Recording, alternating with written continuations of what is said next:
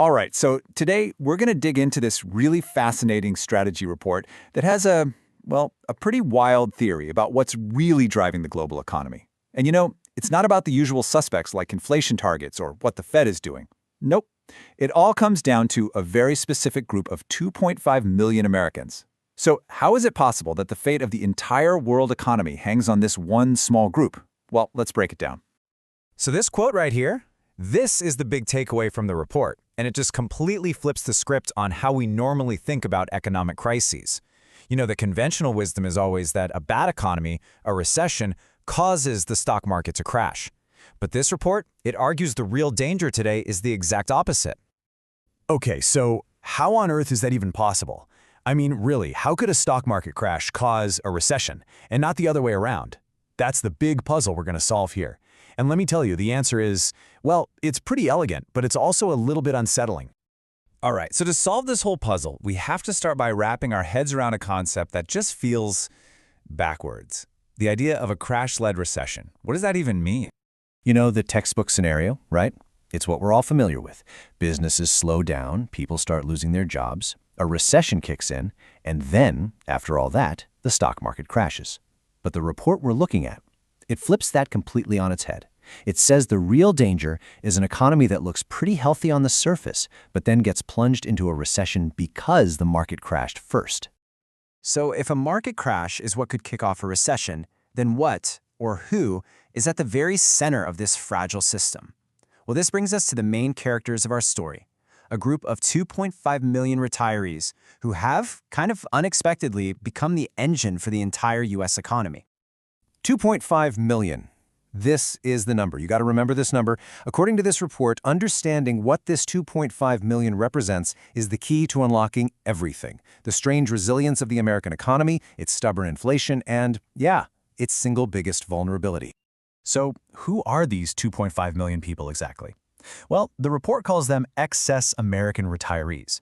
Basically, we're talking about a whole group of older Americans, 55 and up, who left the workforce during or right after the pandemic. And here's the kicker. Unlike in other downturns, they just haven't come back. And what's really striking is, this seems to be a uniquely American thing. I mean, look at this. While the number of older workers in other developed countries stayed pretty flat or even went up a bit, in the U.S., it just collapsed by 2.5%.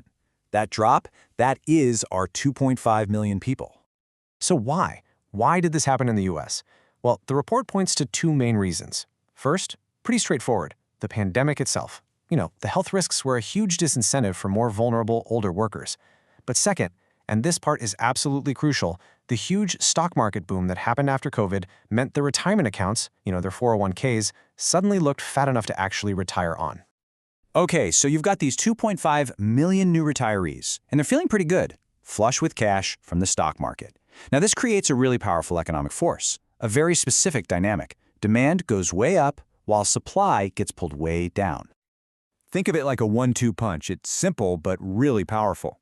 On one side, the demand side, you have these 2.5 million people spending their money, buying stuff, going on trips, you name it. And that creates really strong demand in the economy. But on the other side, the supply side, well, by definition, they're retired, so they're not working, which means they're not part of the labor supply anymore. And this is where it all clicks together. The report points out this incredible coincidence. Get this. A recession is usually signaled when the unemployment rate rises by about 1.5%. In the U.S. labor force, that equals, you guessed it, 2.5 million workers. So the theory is that these retirees are basically preventing a recession with their spending, while at the same time, their absence from the workforce creates the exact number of job openings that would otherwise tell us we're in a recession. It's wild. But of course, there's a downside to all this, a cost. Because when these folks retired, they took a ton of skill and experience out of the workforce. That means the labor market is actually much tighter than it looks on paper. And what does that do? It creates labor shortages, it pushes wages up, and, according to this report, that's the key reason inflation has been so darn stubborn, stuck around 3% when everyone wants it down at 2%. So what we have here is a strong economy basically being held up by these retirees, but it comes with this sticky high inflation. Now, on the surface, that might seem kind of stable, but it's a very specific kind of strength. And as we're about to see, the whole thing is built on a foundation that might be a lot shakier than it looks. It's a market built purely on hope. Which brings us to the logical question, right? I mean, if the economy is strong and these retirees are keeping everything afloat with their spending, what's the big deal? Where's the risk? Well, here's the problem. The entire system only works as long as the stock market keeps booming. The ability for these folks to stay retired and keep on spending, it's all funded by the wealth they have in the market. If that wealth goes poof, the spending stops. Just like that. And the report argues that this wealth is incredibly fragile. Why? Because the market itself is built on what it calls a tenuous narrative. Think about it in layers. First, the global market is super concentrated in the US. Then, the US market is super concentrated in just its top 10 stocks. And the performance of those stocks? It's all concentrated in a single story, that a tiny handful of companies are going to get all the winnings from generative AI. So all of this incredible concentration leads us to the report's final and maybe its most important idea. To really understand the risk here, we shouldn't be looking for a specific trigger, some single event that could cause a crash. No. Instead, we need to shift our focus to the underlying fragility of the whole system. And the report uses a brilliant analogy to explain this idea. Just imagine you want to predict when a tree's leaves are going to fall. How would you do it? What's the best way to figure that out? Well, the wrong way to do it would be to try and predict a big storm, the catalyst, right? I mean, a huge storm in the middle of July probably isn't going to knock many leaves off. The right approach is to just check if it's autumn. Because in the fall, the leaves are already fragile. They're ready to go. They could fall with the tiniest little breeze, or even for no reason at all. See, the important thing isn't the storm, it's the season. Okay, so how does that apply to the market? Well, in this context, fragility is all about who's driving the trend.